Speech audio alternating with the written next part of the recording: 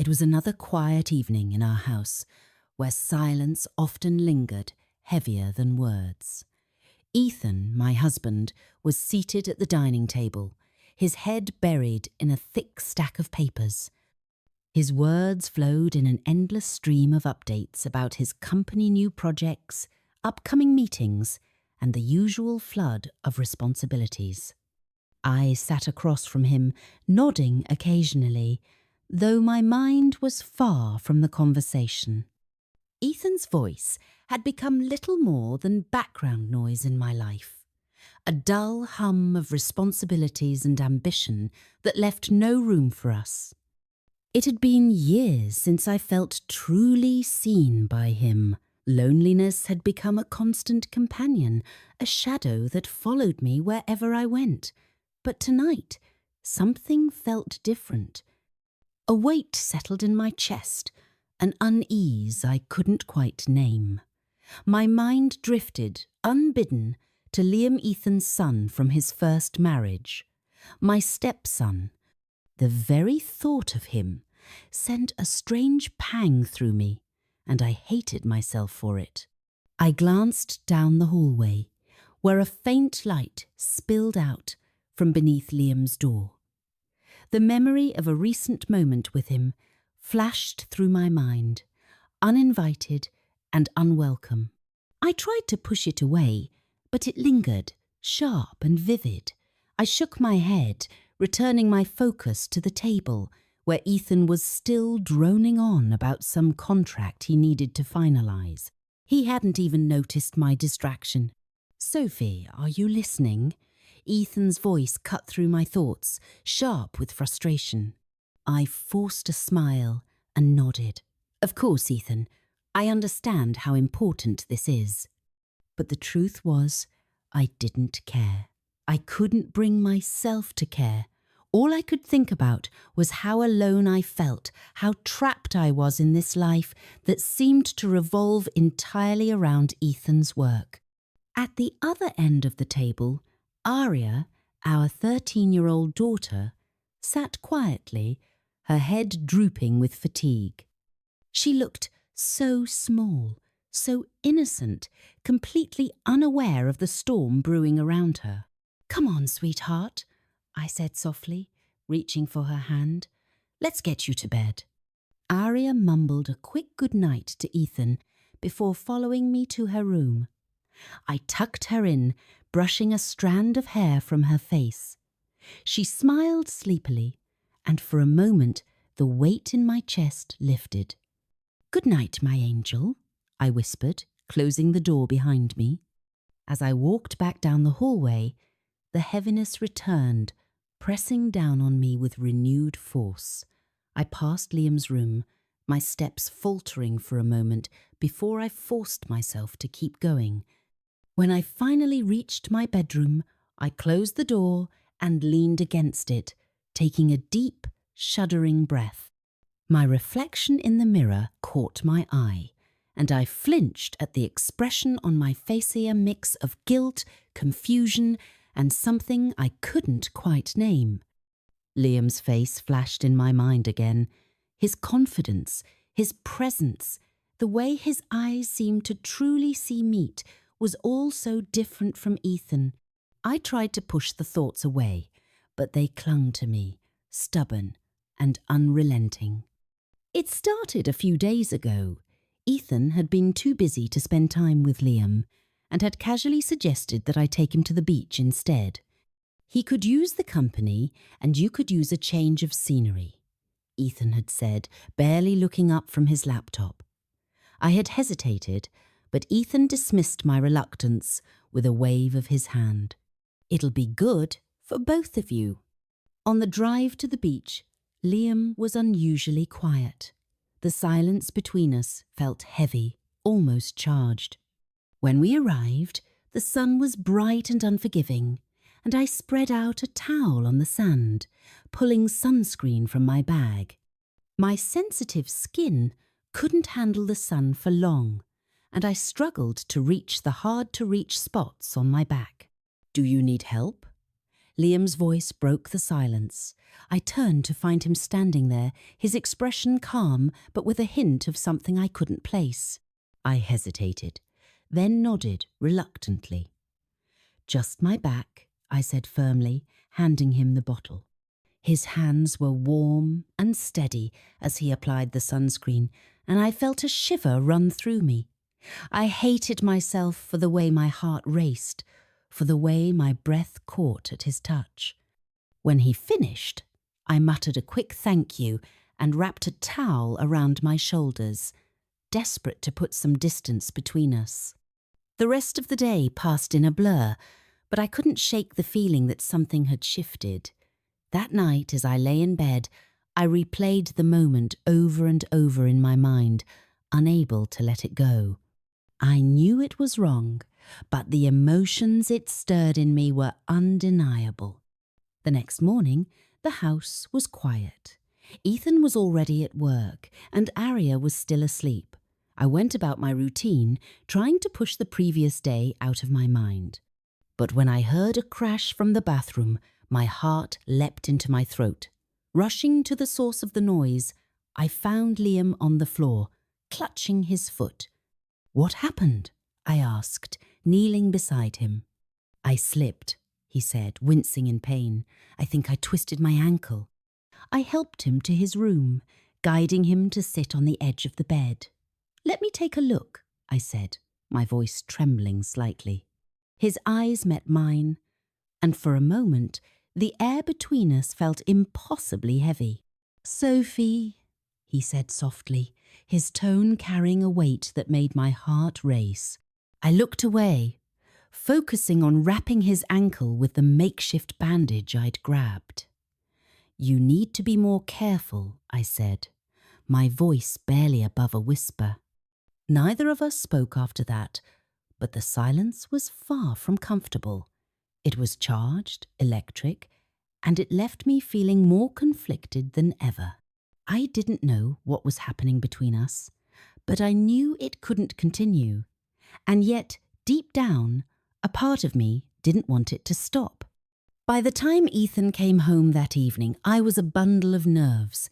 I forced myself to act normal, to smile and nod as he talked about his day, but inside I was spiraling.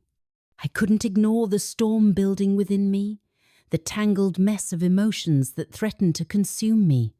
As I lay in bed that night, Ethan fast asleep beside me, I stared at the ceiling, feeling more lost than ever. I didn't know how to fix this, how to make sense of what I was feeling.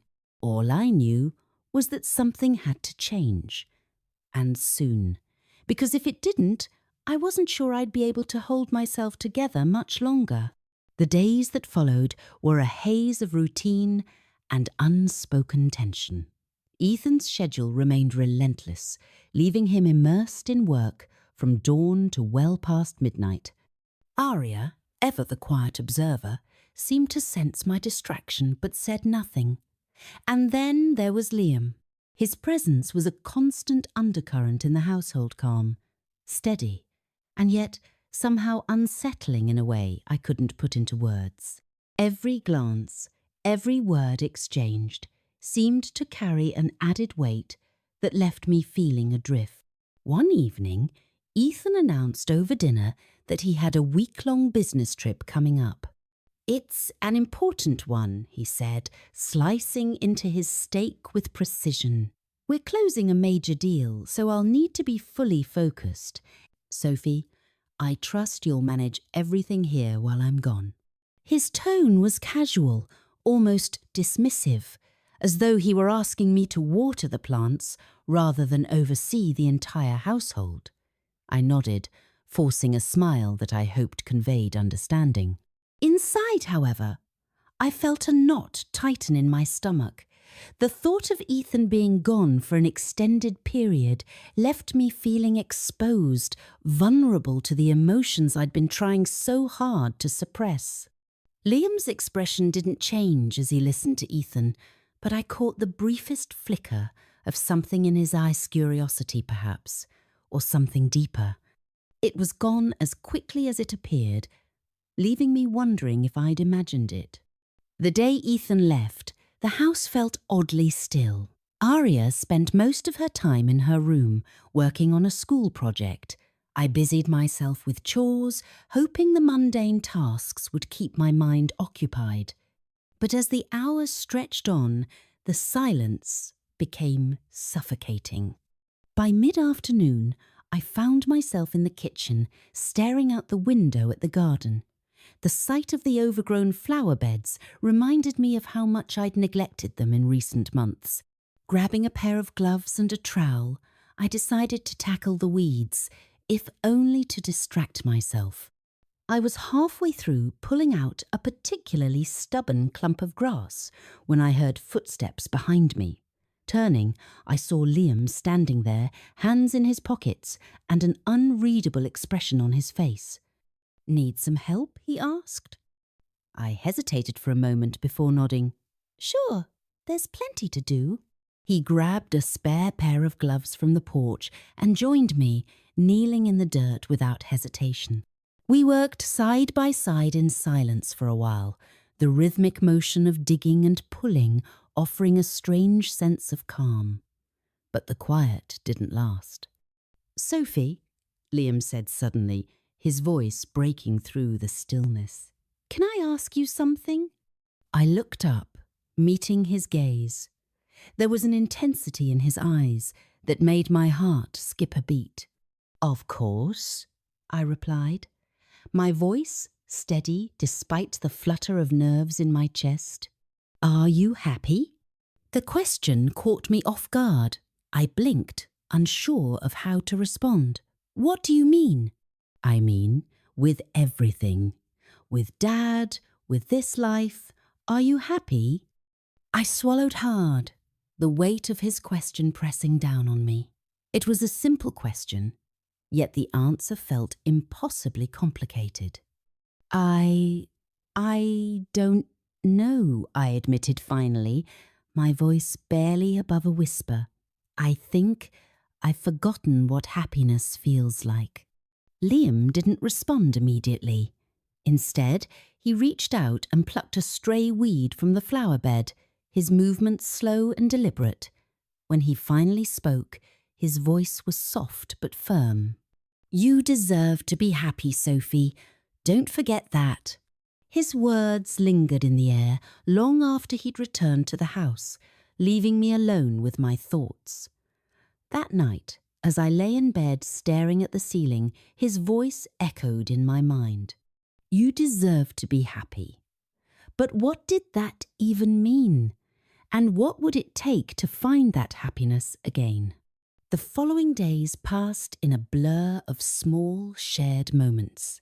Liam and I fell into an easy rhythm, whether it was working in the garden, preparing meals, or simply sitting in companionable silence. There was a warmth to his presence that I hadn't felt in a long time, a sense of being seen and understood in a way that left me both comforted and unsettled. One evening, after Aria had gone to bed, I found Liam in the living room, flipping through an old photo album. Curious, I joined him, settling onto the couch beside him. The album was filled with pictures from Ethan's first marriage snapshots of a life I hadn't been part of.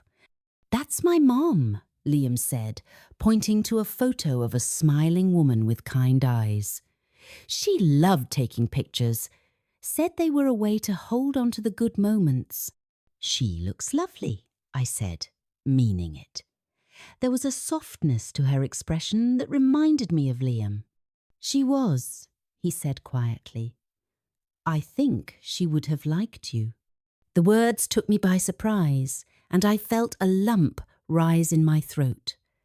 "Thank you, Liam. That means a lot." We sat in silence for a while, the weight of the unspoken hanging between us. Eventually, I closed the album and set it aside, turning to face him. "Liam," I began, my voice trembling slightly. "I don't know what's happening here, but I think we need to be careful. For everyone's sake." He met my gaze, his expression unreadable.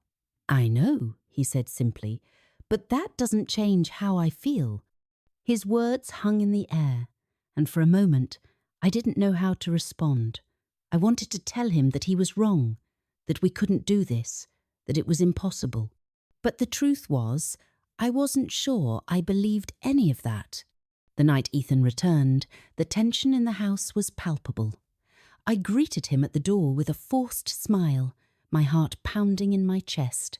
He was oblivious, as always, launching into a detailed account of his trip without so much as a pause for breath.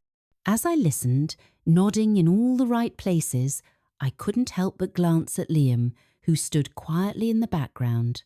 Our eyes met briefly, and in that moment, I knew things could never go back to the way they were. Something had changed, and no matter how hard I tried, I couldn't undo it. As the days turned into weeks, I found myself grappling with the weight of my emotions. The life I'd built with Ethan felt increasingly hollow, a facade I could no longer maintain. And yet, the thought of breaking free terrified me, because deep down, I knew that finding happiness would mean making choices I wasn't sure I was brave enough to make.